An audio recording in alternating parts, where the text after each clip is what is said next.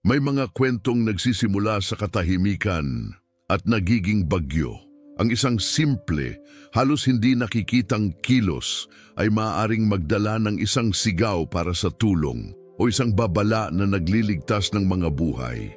Isipin na nasa bingit ng isang nakamamatay na inumin at iniligtas ng isang tao na sa paningin ng lahat ay dapat na isa pang backdrop. Ngunit paano kung ito mismo ang invisible figure na nakikita ang lahat ng malinaw? Sa totoong kwentong ito, puno ng psikolohikal na tensyon at nakakabighani, isang babaeng naglilinis ang nagligtas sa buhay ng isang milyonaryo na may bulong sa French. Oo, ang isang bulong puno ng kawalan ng tiwala, tahimik na tapang at isang lihim na kasunduan ay ang simula ng isang twist kung saan ang lasong kape ay hindi lamang ang mapait na lasa sa kwento. Pinag-uusapan natin ang tungkol sa pagkakanulo, kaligtasan ng mga babae, wikang hindi pasalita at isang ipinagbabawal na relasyon na lumitaw sa pagitan ng nasirang gawain at tahimik na pagbabago. Kung natutuwa ka na sa kwentong ito, mag-subscribe sa channel ngayon at mag-iwan ng komento sa iyong mga saloobin sa ngayon. Makakatulong ito sa amin na magdala sa iyo ng mas kapanapanabik na mga kwentong tulad nito. Humanda sa sumisid sa isang mansyon kung saan nagtatago ng lason ang karangyaan, nabubunyag ang katotohanan sa ebidensya ng video at namumulaklak ang hindi inaasahang pag-ibig sa mga tala, bulaklak at katahimikan na nagsasalita ng mas malakas kaysa sa 1,000 salita. Malapit mo nang matuklasan ang isang nakakaantig na kwento na minarkahan ng dignidad, lakas ng babae at isang kilos na nagliligtas at nagbabago sa lahat. At kaya, magkakaroon ka ba ng lakas ng loob na makinig sa bulong na iyon? Isa si Clara sa mga taong walang nakapansin, ngunit nakakita ng lahat. Isang babaeng naglilinis sa isang mansyon kung saan ang katahimikan ay sumisigaw ng mas malakas kaysa sa mga salita.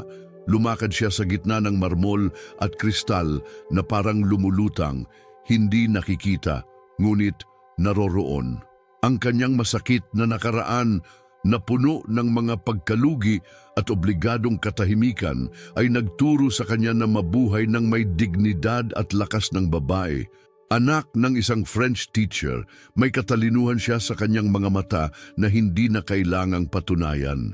At mismong ang bulong niya sa Pranses ang nagsimula ng tahimik na pagbabagong magpapabago sa lahat. Si Andre sa kabilang banda ay ang larawan ng kontrol. Isang edukadong milyonaryo, sanay sa karangyaan at nakatakdang gawain na may pinong panlasa at tila perpekto, ngunit malungkot buhay. Pinalaki sa mga diplomat at negosyante, maaga siyang natutong magtago ng emosyon at magtiwala lamang sa konkretong ebidensya. Hindi niya alam na ang kanyang lasong kape ay may dalang higit pa sa lason. Ito ay sumisimbolo sa isang tangkang pagpatay na itinago bilang pagmamahal. Ang pagtitiwala para sa kanya ay palaging isang bagay ng lohika hanggang sa nakilala niya si Clara. Si Helena, ang kanyang asawa, ay kabaligtaran ng maamo. Sa likod ng isang matahimik na mukha, itinago niya ang lamig at pagkalkula. Ang kanyang relasyon kay Andre ay isang ilusyon ng kasal, isang nakagawiang pagpapakita. Habang kinakatawan ni Clara ang empatiya at atensyon sa detalye, sinasagisag ni Helena ang tahimik na pagkakanulo. Hindi na itago ng kanyang maselang postura ang kanyang nakamamatay na intensyon. At nang mapagtanto ito ni Clara, ang bahay ay tumigil sa pagiging isang mansyon lamang at naging entablado para sa tahimik na hustisya. Nagsimula ang lahat sa isang bulong. Si Clara, maingat gaya ng dati, ay tumawid sa silid na may kagaanan ng isang taong natutong hindi mapansin. Ngunit noong araw na iyon, nasira ang nakagawian ng isang pariralang sinasalita sa Pranses. Ne bouves pas ça, c'est du poison. Huwag mong inumin ito, ito ay lason. Ang tasa ay nagyelo sa himpapawid. Ang milyonaryo na dating nakulong sa pag-uulit ng kanyang mga gawi ay nakuha ng isang detalye na nagsasalita ng mas malakas kaysa sa 1,000 salita. Tila nakakabingi ang katahimikan sa sandaling iyon. Ipinagpatuloy ni Clara ang kanyang trabaho na parang walang nangyari, ngunit ang kanyang mga mata ay nag-trigger ng alerto. Ito ang simula ng isang psikolohikal na tensyon na kukuha sa mansyon. Mabilis ang kanyang kilos, ngunit malalim ang epekto. Isang simpleng babala ang nagligtas ng isang buhay habang nagtatago ng hindi komportabling katotohanan. May nakamamatay sa nakalalasong kape na iniinom ni Andre araw-araw. Ang dapat ay isa pang umaga ay naging unang kabanata ng isang kapanapanabik na kwento. Hindi sumigaw si Clara, hindi siya nagpagulo. Ginamit niya ang palagi niyang taglay, ang kanyang di-verbal na wika, ang kanyang maasikasong titig at ang bigat ng kanyang konsensya.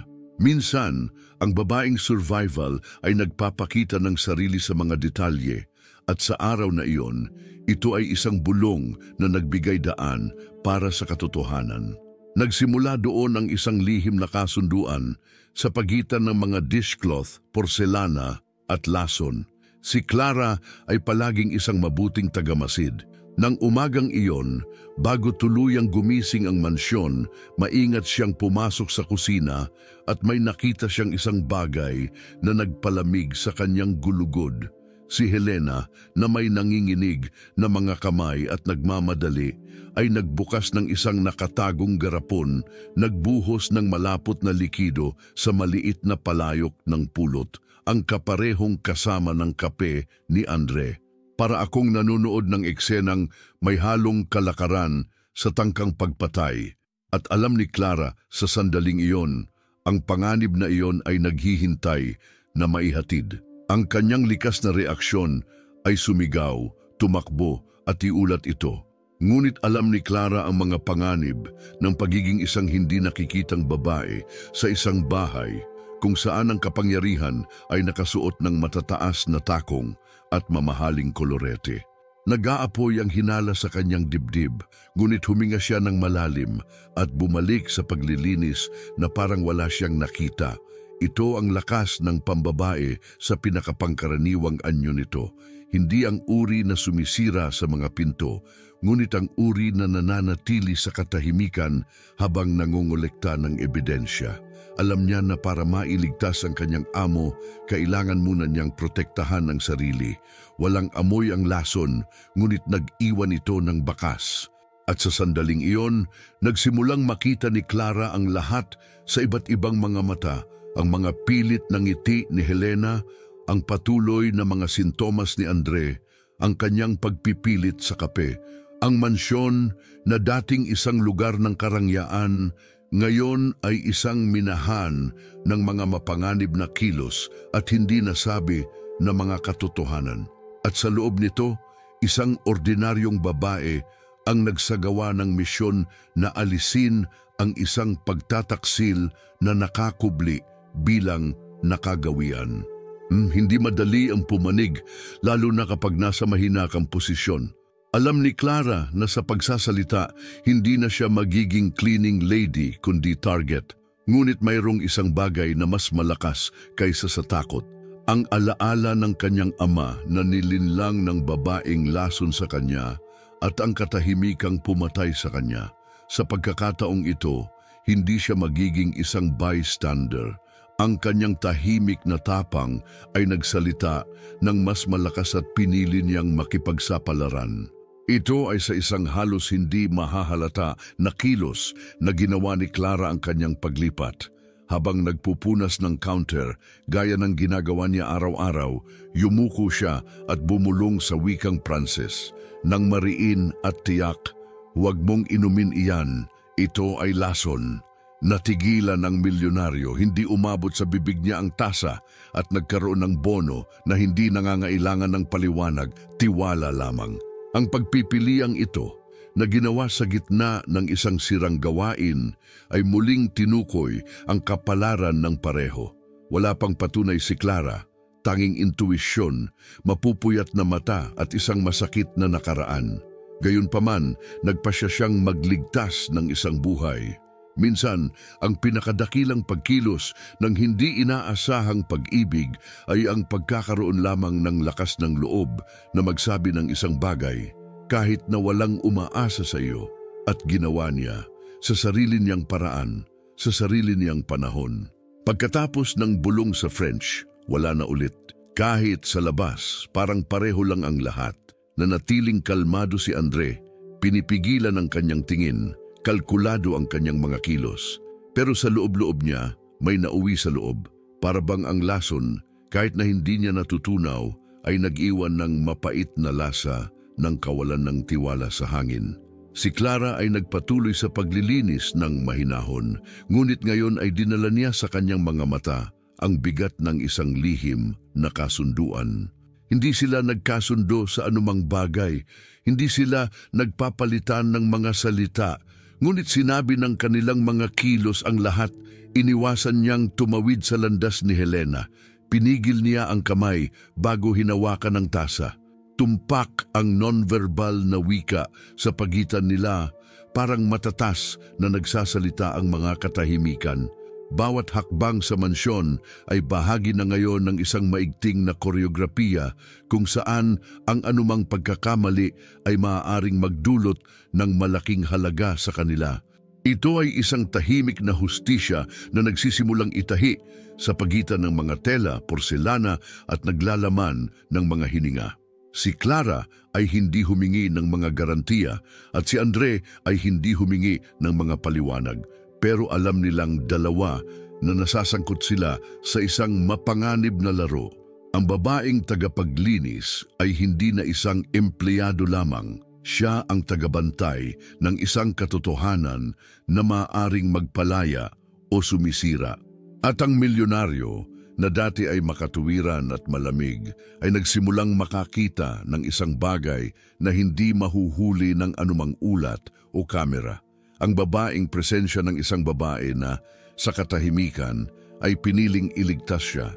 Para sa isang lalaking tulad ni Andre, hindi maiisip na kumilos ng walang patunay. Hindi maalis sa kanyang isipan ang bulong ni Clara, ngunit ang kanyang kalikasan ay humihingi ng ebidensya, hindi lamang mga hinala. Noon ay tahimik niyang sinimulan ang sarili niyang investigasyon. Nag-install siya ng mga nakatagong kamera sa mga strategic point ng mansion, kusina, pantry. Binabantayan na siya ngayon ng mansyon at kailangan niyang makita ng sarili niyang mga mata kung ano ang sinisigaw na ng kanyang instinct. Samantala, ipinagpatuloy ni Clara ang kanyang maingat na gawain, ngunit ngayon ay mas alerto kaysa dati. Sa isang pagkakataon, nakuhanan niya ng larawan ang kahina-hinalang bote na nakatago sa loob ng lata ng powdered milk sa likod ng bigas. Walang label ang lason, ngunit ito ay totoo.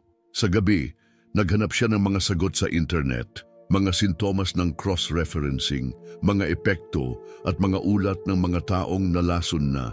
Ito ay babaeng survival na kumikilos ng may katalinuhan at tahimik na tapang. Magkasama sa katahimikan sumulong sila. Sa sumunod na mga araw, nagkunwaring iniinom ni Andre ang may lason na kape, ngunit pagkatapos ay palihim itong itinapon. Ang ritual ay pareho, ngunit ang psikolohikal na pagigting ay ramdam. Nagmamasid si Clara mula sa malayo at alam niyang naiintindihan niya ang lahat. Unti-unti, nagsimulang maipon ang mga imahe sa kanyang telepono at kasama nila nabuo ang isang masakit na katotohanan. Ang tiwala sa pagitan ng dalawa ay hindi nagmula sa mga salita, ngunit mula sa nakahanay na mga aksyon. At sa tahimik na kasunduang ito, sa wakas ay nagsimulang mahubog ang katotohanan. Ang naitala ng mga kamera ay nagpawi ng anumang pagdududa. Si Helena, nag-iisa sa kusina, ay inuulit ang parehong ritual tuwing umaga. Binuksan niya ang nakatagong lata, pinaghalo ang 3 patak ng malapot na likido sa pulot at mahinahon na hinalo. Lahat ng may halos klinikal na katumpakan. Sa isa sa mga pag-record, ang tila imposible ay naging mas malinaw kaysa dati. Ngumiti siya sa salamin sa tabi ng refrigerator. Isang walang laman, nagyayelong ngiti na parang nagpapaalam sa sariling konsensya. Si Andre ay nanood ng video sa katahimikan. sa kanyang silid sa hotel. Sa unang pagkakataon, naramdaman niyang hindi lang siya biktima ng pagkakanulo, kundi ng isang mabagal at kalkuladong tangkang pagpatay. Ang nalason na kape ay hindi lamang isang detalye. Ito ang simbolo ng mga taon ng kalungkutan sa kasal ng isang magkakasamang buhay na ngayon ay napatunayang nakamamatay. Parang lahat ng alaalang ibinahagi kay Helena ay may bahid ng lason at sa wakas ay nakita na niya muli ang katotohanan. Hindi na kailangang panoorin ni Clara ang mga video para malaman. Nang muli niyang makilala si Andre, napansin niya sa mga mata nito ang magkahalong pasasalamat, sakit at mas malakas pa, determinasyon. Ang lihim na kasunduan sa pagitan nila ay sinusuportahan na ngayon ng ebidensya ng video at ng isang pakiramdam na higit pa sa kawalan ng tiwala. Handa na silang kumilos. Ang tahimik na hustisya ay natagpuan ang ebidensya nito. At ang susunod na hakbang ay hindi na nakasalalay lamang sa katahimikan. Oras na para harapin. Hindi pinili ni Andre na sumigaw. Nang makaharap niya si Helena, mas pinili niya ang hardin kaysa sa domestic court ng dining room. Sa isang matatag at mahinang tinig, sinabi niya ang totoo. Sinira mo ang lahat bago pa man ito matapos. Si Helena, taliwas sa inaasahan, ay hindi itinanggi. Malamig niyang inamin, namamatay ka na, binilisan ko lang. Ito ay ang kamandag na nagsasalita sa pamamagitan ng bibig ng isang taong hindi kailanman nagmahal, kalkulado lamang. Hindi siya humingi ng tawad, hindi siya umiyak o sinubukang ipaliwanag ang sarili sa kabila nito. Sinabi niya na hindi ito tungkol sa pera, tungkol ito sa pagkabagot. Para bang ang pagkalason sa isang tao ay isang paraan upang harapin ang kahungkagan ng sariling pag-iral. Ang psikolohikal na pag-igting ay umaabot na sa rurok nito. Ngunit pinanatili ni Andre ang kanyang kalmado. Inilagay niya ang mga papeles sa diborsyo sa kanyang mga kamay at tumalikod na parang nagsasara ng pinto at nilock ang sakit. Napagtanto ni Helena na natalo siya, hindi ang pera, ngunit ang kontrol. Ang mansyon na dating eksena ng kanyang tahimik na pagmamanipula ay hindi na sa kanya. Hindi sumigaw si Andre, ngunit ang kanyang kalmado ay mas malalim kaysa sa anumang iskandalo. Ito ay ang katapusan ng isang relasyon na namatay na bago ang lason at na ngayon ay inilibing na may isang sobre at isang pag-alis na walang pagbalik. Ang tahimik na hustisya sa wakas ay kumilos. Umalis si Helena sa mansyon nang siya ay pumasok. Walang kamali-mali, malamig at walang lingon-likod. 2 maleta lang ang kinuha niya at iniwan hindi lang ang mga mararangyang silid, kundi pati na rin ang mga patong ng lason na kumalat sa mga nakaraang taon. Pinagmamasdan siya ni Clara na tumawid sa threshold na may matatag na tingin, walang poot, ngunit may kamalayan na ang kilos na ito ay nagpapalaya. Parang humihinga na naman ang mansyon. Isang ikot ang nagtatapos doon. Walang sigaw, walang iskandalo, tanging katahimikan ang nagsasalita. Para kay Clara, ang sandaling iyon ay higit pa sa pagtatapos ng isang pagtataksil. Ito rin ang simula ng kanyang sariling pagtubos. Sa loob ng mahabang panahon, siya ang hindi nakikitang babae, ang nakakita ng lahat at hindi nakita ng sinuman. Ngunit ngayon, umalingaw-ngaw sa buong bahay ang kanyang pagkababae. Ang pagliligtas na kilos ay hindi lamang bulong sa Pranses, ngunit ang pagpili na manatiling matatag, tahimik at matapang. Simula noon, parang mas magaan ang routine. Ang almusal ay hindi na lasa ng kahina-hinala. At ang hangin sa mansyon ay tila mas malinis walang lason, ngunit mayroon ding mga maskara. Tahimik pa rin si Clara, ngunit ngayon ay ibang katahimikan. Ang isang taong nakaligtas. At si Andre, well, hindi na rin siya ang parehong lalaki. Ang pag-alis ni Helena ay hindi lamang pagtatapos ng isang kasal.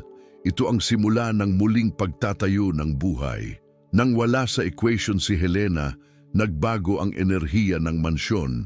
Hindi ito agad-agad o maingay, parang mas umikot ang hangin, parang huminto ang katahimikan sa paghinga at naging komportable. Si Andre ay nagsimulang gumising ng mas maaga, naglalakad ng dahan-dahan sa mga pasilyo. Pinagmamasdan ang lahat ng may bagong pananaw. Si Clara naman hindi na kailangan pang magtago sa mga sulok. Ang kanyang feminine presence ay nakakuha ng espasyo sa maliliit na detalye, isang maayos na nakatiklop na tuwalya, ang paboritong tinapay sa tray, isang nakalimutang bulaklak sa sulok ng mesa. Hindi na banta ang almusal. Ang tasa ngayon ay dumating na may tunay na pulot at maingat na lambing. Inayos ni Clara ang mga bagay ng may higit na pag-iingat na para bang naiintindihan niya na ang mga kilos ay nagsasalita ng mas malakas kaysa sa anumang pahayag. Napansin ni Andre, wala siyang sinabi, ngunit ipinakita ng kanyang hitsura ang lahat. Nagtiwala siya sa kanya. At ang tiwala para sa isang taong muntik nang mapatay sa sarili niyang tahanan ay mas bihira kaysa sa ginto. Ang mansyon ay hindi na isang lugar lamang para sa karangyaan. Ito ay isang lugar upang muling kumonekta sa katotohanan, sa liwanag, sa buhay. Ang nakagawian sa sandaling napakahigpit ay nagsimulang magkaroon ng natural na hugis, para bang natutong gumalaw ang oras sa ritmo ng puso. Ang relasyon sa pagitan ng amo at kasambahay ay nagbigay daan sa isang bagay na mas banayad, mas malapit. Isang maingat na pag-iibigan ay nagsimulang mabuo nang hindi nagmamadali sa pagitan ng mga katahimikan, tsaa at mainit na tinapay. Ang mga kilos ay nagsimula sa maliit ngunit dinadala nila ang bigat ng lahat ng kanilang naranasan. Isang tala na naiwan sa pagitan ng mga pahina ng isang libro, isang bulaklak sa tabi ng tasa, isang maayos na nakatiklop na napkin. Ito ay ang non-verbal na wika sa pagitan ni Clara at Andre na nagsasalita ng malakas. Walang mga pangako o deklarasyon, pansin lamang sa detalye. At doon sa pagitan ng mga sinabi at kung ano ang naramdaman, isang bono ang namulaklak na hindi katulad ng anumang naranasan nila. Ang mga pagkain sa linggo ay naging isang tahimik na ritual. Si Clara ay nagluto sa kadalian ng isang taong naghahanda ng higit pa sa pagkain. Nagsilbi siya ng kaginhawahan, tirahan at mga alaala. Si Andre naman ay nagbukas ng alak, humila ng upuan at tahimik na nanood. Hindi nila kailangang pag-usapan ang tungkol kay Helena o sa lason. Ito ay nalampasan ng uri ng dignidad na tanging ang mga nakaranas ng psikolohikal na stress at nakaligtas ang makakaunawa. Ang mansyon na dating gawa sa marmol at distansya, ngayon ay nabuhay sa pamamagitan ng pinakasimpleng mga kilos. Isang mahabang tingin, isang pigil ng ngiti, isang kamay na nag-abot para kumuha ng plato. Ito ay isang maingat na pag-iibigan na walang pagmamadali. At tuwing umaga, mas nakadepende si Andre sa magiliw na mga galaw na iyon, sa presensyang iyon na bahagi na niya. Si Clara ay tumigil sa pagiging hindi nakikitang babae at sa wakas ay naging tunog ng katahimikan na nagsasalita. Ang tiwala ay isang maselang larangan, nangangailangan ito ng espasyo, oras, at kung minsan ay isang lumang deck ng mga baraha sa mesa. Isang gabi nang mawalan ng kuryente, natagpuan ni Clara at Andre ang kanilang mga sarili na nakaupo sa sahig ng sala na napapalibutan ng mga kandila at souvenir. Sa pagitan ng isang laro ng baraha at isa pa, nagsimulang dumaloy ang usapan. Binanggit ni Clara ang kanyang mahirap na pagkabata, mga librong Pranses ng kanyang ina at ang kanyang ama na umalis kaagad. At kaya, ang hindi nakikitang babae ay nagsiwalat ng kanyang sarili, isang nakaligtas na lumaban ng may lambing at lakas ng babae. Si Andre naman ay nagsimulang lansagin ang mga dingding. Sinabi niya sa kanya ang tungkol sa mga boarding school sa Switzerland, ang mga formal na pagbisita ng kanyang mga magulang, ang kawalan ng bahay na may amoy ng pagkain o mapagmahal na mga tala. Sinabi niyang hindi niya alam kung ano ang tunay na tahanan hanggang sa nagsimulang mag-iwan ng mga bulaklak si Clara sa loob ng mga aklat. Ang sandaling iyon ay tila simple, ngunit ito ay nagdadala ng isang tahimik na bigat. Ito ay isang muling pagsasama sa katotohanan. Doon, sa pagitan ng mga alaala at mainit na tsaa, nakita nila ang isa't isa na hindi kailanman bago. Walang mga panata ng pag-ibig, walang mga pangakong walang laman. Ano ang nagkaroon ay isang emosyonal na koneksyon, empatiya, at isang tunay na presensya na dispensed sa mga salita. Sanay na si Clara na itago ang kanyang nararamdaman. Ngunit kay Andre, ang katahimikan ay tumigil sa pagiging depensa at naging kanlungan. At siya na laging nabubuhay na napapalibutan ng mga anyo, sa wakas ay nakahanap ng isang taong walang gusto sa kanya para lang makita. Noon napagtanto nilang dalawa, wala nang saysay ang relasyon ng amo at empleyado. Sila ay nang hindi nagmamadali, kinikilala ang isa't isa bilang pantay. Ito ay isang simpleng kilos, halos nahihiya, ngunit puno ng kahulugan. Iniwan ni Clara ang librong iminungkahi niya sa mesa ni Andre at sa loob nito isang tuyong bulaklak. Walang tiket, walang pirma, walang paliwanag. Ito ang kanyang paraan ng pagsasabi, narinig ko, naramdaman ko, narito ako. Iyon ay hindi lamang isang sagot, ito ay isang tahimik na pagbabago.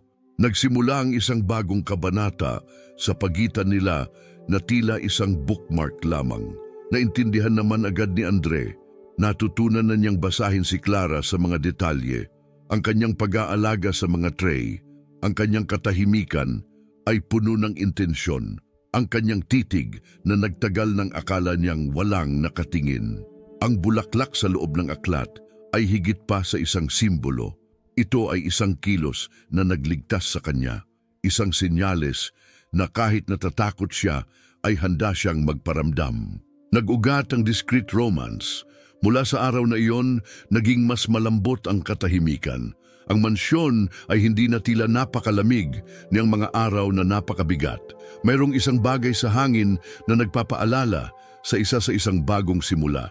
Hindi binago ni Clara ang kanyang routine, ngunit mas magana ang kanyang mga hakbang at si Andre mas maasikaso. Noon niya naintindihan, hindi na niya kailangan ng mga engrandeng deklarasyon. Dahil minsan, isang walang salita na tala at isang nakalimutang bulaklak ang nagsasabi ng lahat ng gustong marinig ng puso. Ang mansyon na dating tahimik bilang isang marangyang puntod ay nagsimulang makakuha ng boses.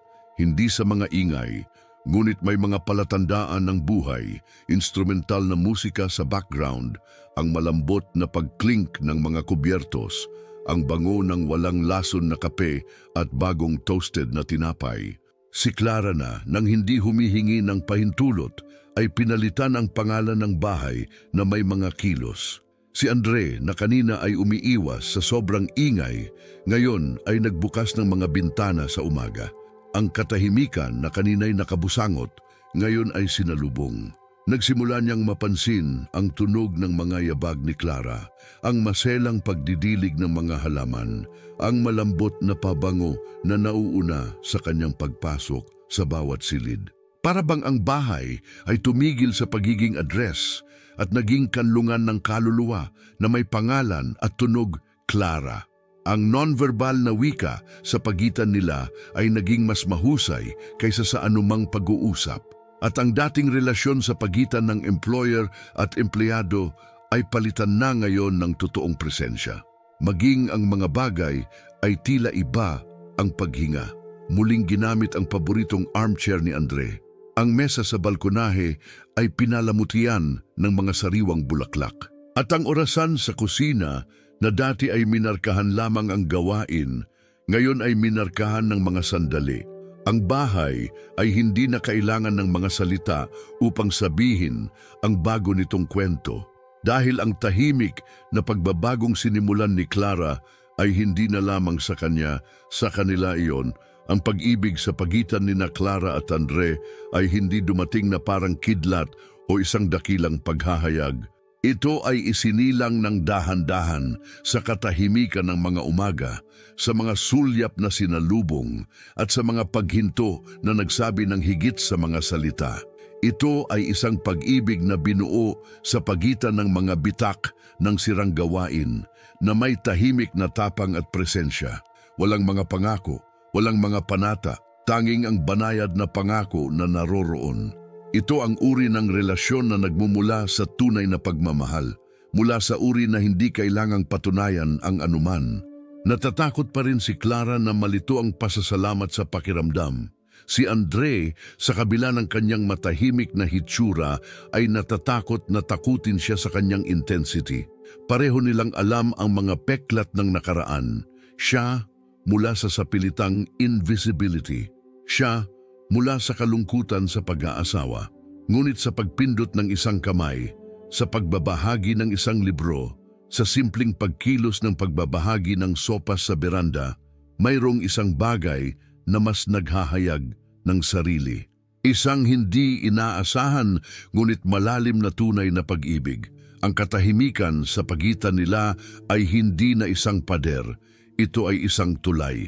At ang tulay na ito ay sinuportahan ng maliliit na kilos, nakatagong mga tala, pinipindot na bulaklak at mainit na tsaa sa gabi. Ito ay isang maingat na pag-iibigan, ngunit puno ng kahulugan. Yung tipong feeling na lumalaban sa oras, unspoken words at unresolved stories. Isang pag-ibig na hindi sumisigaw, ngunit bumulong, at sa mismong kadahilan ng iyon, mas lalo itong naantig. Nang gabing iyon, naayos ang lahat. Ang tunog ng dagat, ang dilaw na ilaw sa kusina, ang amoy ng tsaa. Magkatabi sina Clara at Andre, at sa wakas ay wala ng mga hadlang sa pagitan nila. Tumingin siya sa kanya at sinabi sa mahinang boses ng isang taong hindi na kailangang sumigaw, "Ang bulong mo ang nagligtas sa akin, ngunit ang iyong katahimikan ang nagpapanatili sa akin." Ito ay higit pa sa isang pasasalamat. Ito ay ang kumpirmasyon ng isang pag-ibig na dahan-dahang isinilang at nanatili. Isang kilos na nagligtas ang nagbigay daan sa isang tunay na pagsuko. Ang halik ay dumating ng bahagya, ng walang pagmamadali, na parang nire-respeto ang oras ng iba. At sa unang gabing yon, nang magkahawak kamay silang natulog, ang nakaraan ay tila nahilom sa katahimikan. Wala nang lason na kape, wala nang psikolohikal na pagigting na nakakubli sa mga silid. Ang mansyon na puno ng lason noon ay tahanan na ngayon. Si Clara na dating nakatago sa sarili niyang kababaang loob, ngayon ang sentro, siya ay magaan, siya ay maayos. At kahit na nakatago pa rin ang kanilang mga takot, alam nilang dalawa, may makapangyarihang itinayo doon. Hindi sa pamamagitan ng sakit, ngunit sa pamamagitan ng presensya, sa pamamagitan ng pakikinig, sa pamamagitan ng lakas ng loob na tumingin sa ibang tao nang hindi nagmamadali. Ang babaeng naglilinis na walang nakita ay naging puso ng bahay. Ang milyonaryo na nagtiwala lamang sa ebidensya ay natuklasan ang wika ng kaluluwa. At kaya, sa pagitan ng tsaa, mga tala at mga bulaklak, isang bagong kwento ang ipinanganak sa katahimikan, sa katotohanan, sa pagmamahal. At kung makapagsalita ang katahimikan, ano ang ihahayag nito sa iyong buhay? Ilang kilos na ba ang iyong pinabayaan dahil akala mo ay napakaliit nito? Ang kwentong ito ay nagpapakita sa atin na kung minsan ito ay tiyak sa mga detalye. Sa isang bulaklak sa loob ng isang libro, sa isang bulong sa Pranses, sa isang tahimik na pangangalaga, na ang tunay na pagbabago ay namamalagi. Ang pag-ibig ay hindi kailangang sumigaw para maging totoo, at ang katapangan ay kadalasang binubuo ng maingat ngunit malalim na mga pagkilos ng tao. Huminto ka na ba upang isipin kung gaano karaming Claras ang nasa paligid mo? Mga taong nagmamasid, nakadarama, nakakaunawa, ngunit marahil ay naghihintay pa rin na marinig. O baka ikaw si Clara, marahil ay naghihintay ka ng tamang sandali para kumilos, magsalita, huminto sa pagiging invisible. Paano kung ang sandaling yon ay ngayon na? Paano kung maaari mong baguhin ang mundo sa paligid mo sa isang simpleng kilos ng presensya?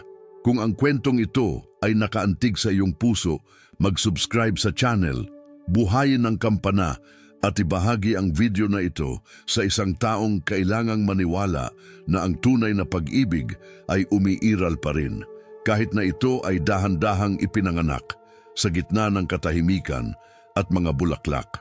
At sabihin sa amin sa mga komento, naranasan mo na ba ang pag-ibig na mas nagsasalita sa pamamagitan ng mga kilos kaysa sa mga salita?